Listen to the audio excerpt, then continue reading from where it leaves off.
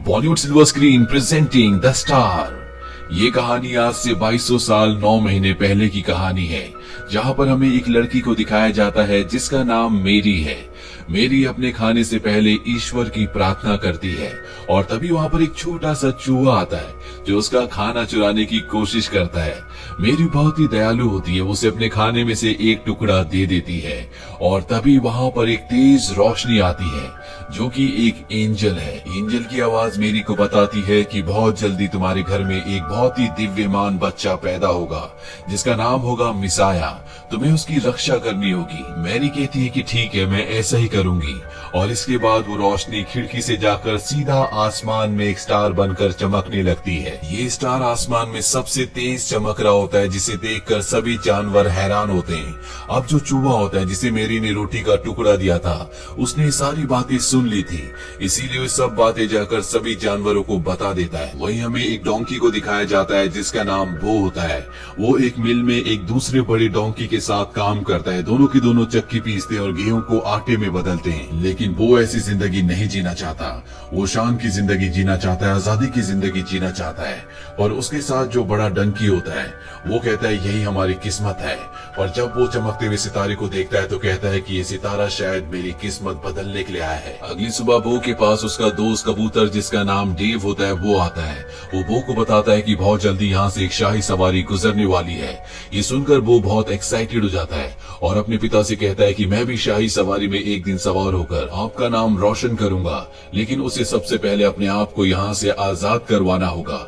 वो किसी तरह से अपनी रस्सी काट देता है और इससे पहले कि वो यहाँ से निकलता, इस मिल का जो मालिक होता है वो यहाँ पर आ जाता है। वो देखता है कि बो ने अपनी रस्सियां काट दी है, साथ ही उसने चारों तरफ अफरा तफरी मचा रखी है। इसीलिए वो गुस्से में आकर उसे चेन से बांध देता है और अब बो की आंखों के सामने यहाँ से शाही सवारी भी गुजर जाती है।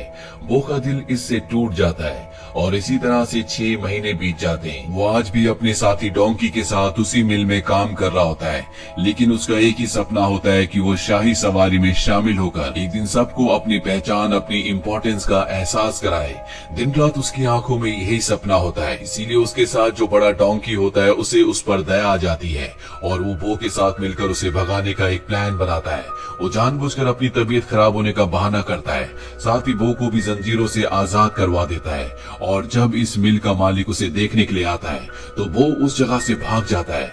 हालांकि मिल का मालिक उसका पीछा भी करता है, लेकिन वो भागता हुआ एक लंबी जंप लगाता है जिससे उसके पीछे के पैर में चोट भी लग जाती है। लेकिन वो किसी तरह से उसकी नजरों से ओझल हो जाता है और अब वो एक घर के पास पहुंचता है। ये मेरी का घर है, उसी लड़की का जिन्हें एंजल्स ने कहा था कि तुम्हारे घर में बहुत जल्दी एक दिव्यमान बच्चा आएगा, तुम्हें उसकी रक्षा करनी होगी। और अब वो मेरी के घर में छुप जाता है। मेरी की अब शादी भी हो चुकी है और उनके जो हस्बैंड है उनका नाम जोसेफ होता है। वो जो मेरी के घर में छुप रहा होता है, मेरी उसे देख लेती है। वो देखती है कि बो के पैर पर चोट लगी है। मेरी का दिल बहुत ही दयावान होता है। वो उसके पैर पर कपड़ा बांध देती है। और जब मेरी के हस्बैंड जोसेफ यहाँ पर आते हैं तो वो बो को भगाने की कोशिश करते हैं, पर मेरी उन्हें कहती है कि शायद इसे हमारी जरूरत है, हमें इसे अपने पास रख लेना चाहिए। मेरी का ऐसा व्यवहार देखकर बो को बहुत अच्छा लगता है। वो मेरी को पसंद करने लगता है।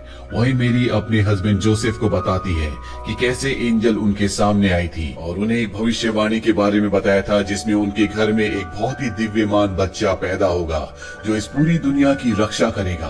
वो सब कुछ बदल कर रख देगा और जोसेफ भी इस बात को समझते हैं और वो आने वाली हर एक सिचुएशन को एक्सेप्ट करने के लिए उन्हें वादा करते हैं। दरअसल अब मेरी प्रेग्नेंट भी होती है। वहीं हमें बो को दिखाया जाता है जो शाही सवारी में शामिल होने के लिए यहाँ से निकलना चाहता है, पर तभी उसका दोस्त कबूतर जिसका नाम डेव है वो आता और उसे बताता है कि बाहर तुम्हारा मालिक तुम्हें ढूंढ रहा है, अगर तुम गए तो तुम्हें पकड़ लेगा। जब तक तुम्हारा पैर ठीक नहीं हो जाता तुम्हें यहीं पर रहना चाहिए। वो भी डेव की बात मान लेता है। वहीं हमें 3 वाइज मैन को दिखाया जाता है जो अपने कैमल में इसी राज्य में आते हैं जहाँ पर मेरी रहती है। ये तीनों की तीनों राजा के पास जाते हैं। इनके पास बहुत ही बेशकीमती गिफ्ट्स होते हैं। राजा को लगता है कि ये गिफ्ट्स उनके लिए लाए गए हैं, पर ये तीनों तीनों वाइज मैन बताते हैं कि ये आपके लिए नहीं बल्कि उस दिव्यमान बच्चे के लिए हैं जो आने वाले वक्त में पूरी दुनिया में राज करेगा।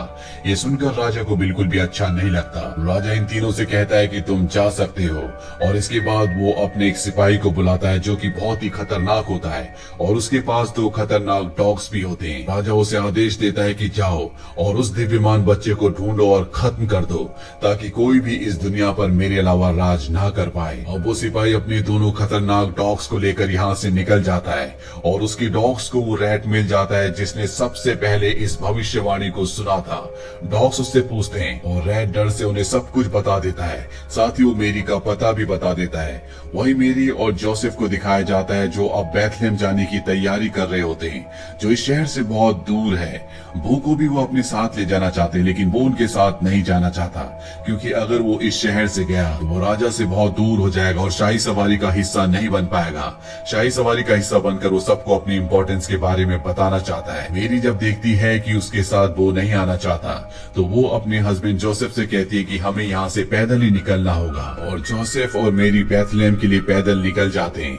बो को घर पर ही छोड़ देते हैं और अब यहाँ पर वो सिपाही अपने खूंखार डॉग्स के साथ आ जाता है। उसके डॉग्स देखते हैं कि वहाँ पर बो है। वो बो से पूछते हैं कि मैरी कहाँ पर है, पर बो उन्हें कुछ भी नहीं बताता।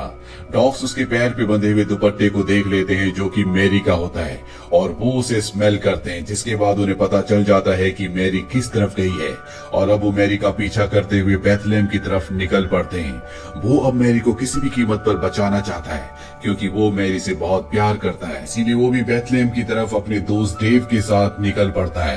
डेव उसे एक शॉर्टकट रास्ता बताता है जो कि बहुत ही खतरनाक होता है। यहाँ पर बड़ी बड़ी चट्टानें और पहाड़ियां होती है, पर वो मैरी की जान बचाने के लिए उस रास्ते से आगे बढ़ता है जहाँ पर उसे बहुत ही मुसीबतों का सामना करना पड़ता है। यहाँ पर उसकी मुलाकात एक शीप से भी होती है। वो से कहती है कि मैंने सुना है कि बहुत जल्दी एक दिव्यमान बच्चा पैदा होने वाला है। मैं उस आसमान में चमकते हुए तेज सितारे का पीछा कर रही हूँ, इसीलिए मैंने अपने झुंड को छोड़ दिया है। इसीलिए मैं भी अब बैथलेहम की तरफ जाना चाहती हूँ जहाँ पर मैरी और उनके हस्बैंड जोसेफ गए हैं और अब ये सब के सब उस तरफ बढ़ने लगते हैं। यहाँ पर वो शिकारी भी अपने खतरनाक डॉग्स के साथ पहुंच चुका होता है, पर इससे पहले कि ये मेरी तक पहुंचते वहाँ पर बो और उसके साथी पहुंच जाते हैं। इसीलिए वो उस सिपाही और उसके खतरनाक डॉग से मेरी को बचाने के लिए वहीं पास ही में हो रहे एक मेले में ले जाते हैं। पर अब यहाँ पर वो सिपाही यानी कि हंटर भी पहुंच चुका है जो मेरी को देख लेता है, इसीलिए वो अपने डॉग्स को बांधकर अब मेरी को मारने के लिए आगे बढ़ता है। वो उस सिपाही को देख लेता है, इसीलिए वो जानबूझकर कार्ट के पहियों से पत्थर हटा देता है जिससे कार्ट नीचे की तरफ लुढ़कना शुरू हो जाता है। कार्ट कई चीजों से टकराता है जिससे टूट फूट होना शुरू हो जाती है और लकड़ी का एक बहुत बड़ा स्टॉल उसी सिपाही से टकराता है जिससे वो मेरी को मारने से पहले खुद कुएं में गिर जाता है। वो इसके बाद मेरी के कपड़े को खींचने लगता है। दरअसल वो उन्हें बताना चाहता है कि यहाँ पर खतरा है, सिपाही तुम्हें मारने के लिए आया था, लेकिन वो बोल नहीं सकता, इसीलिए मेरी उसकी बात नहीं समझ पाती। और अब इस सब के सब यहाँ से एक बार फिर से अपने सफर पर आगे निकल पड़ते हैं।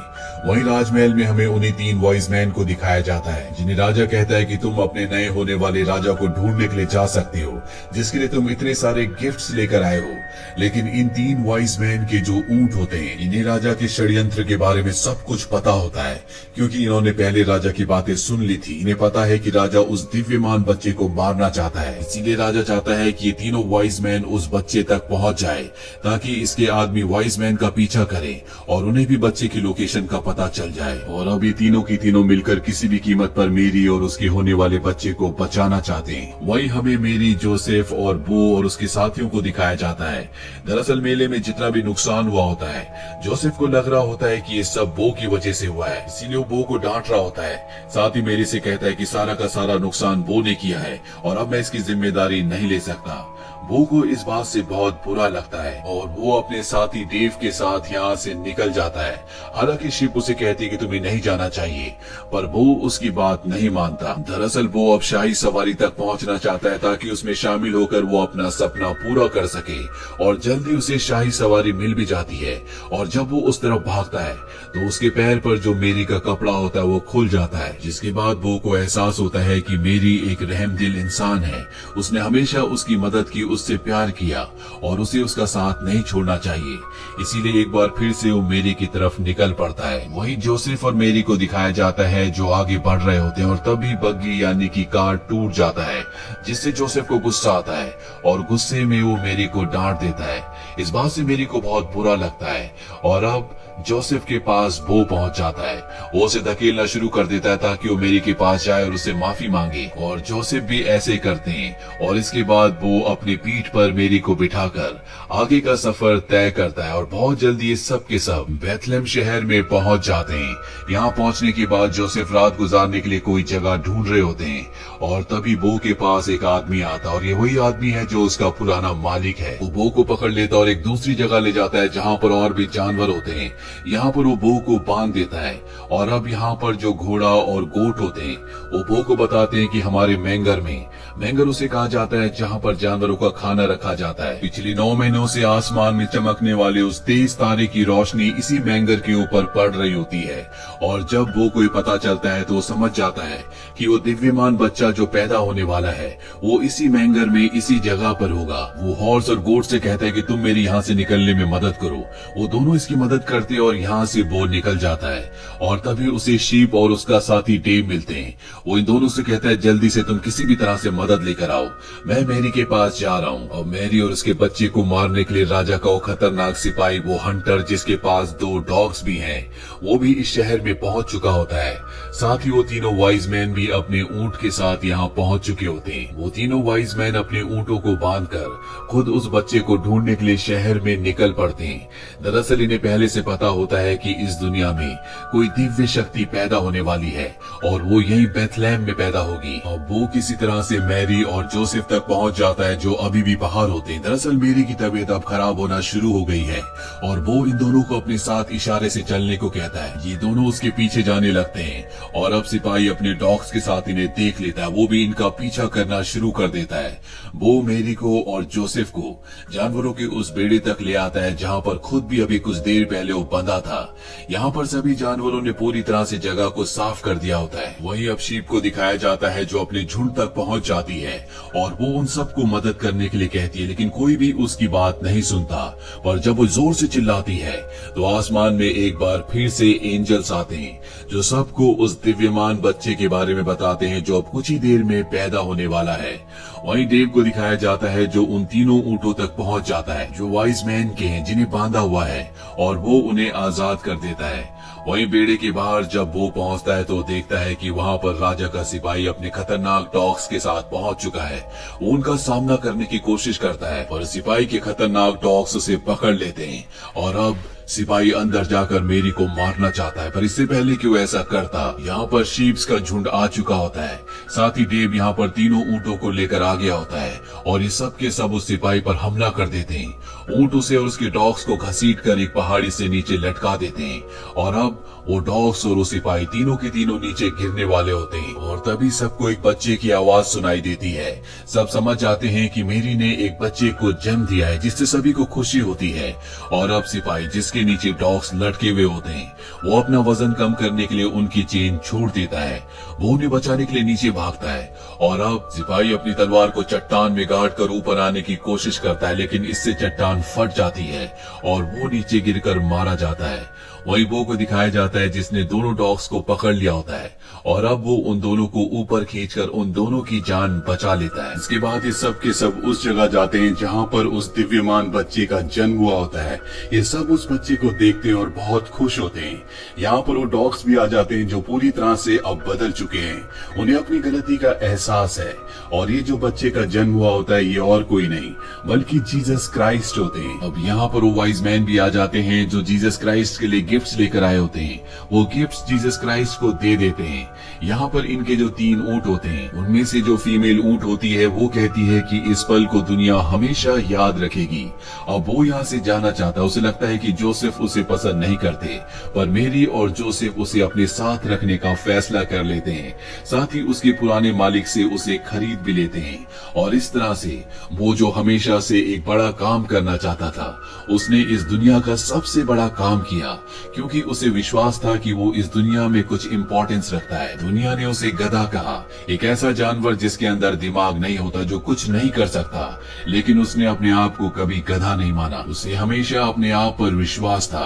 उसने दुनिया की बातों पर विश्वास नहीं किया और उसके इसी विश्वास से उसने अपने आप को पूरी दुनिया में सबसे अलग, सबसे इंपॉर्टेंट बना लिया। इसीलिए हमें भी अपने ऊपर विश्वास रखना चाहिए।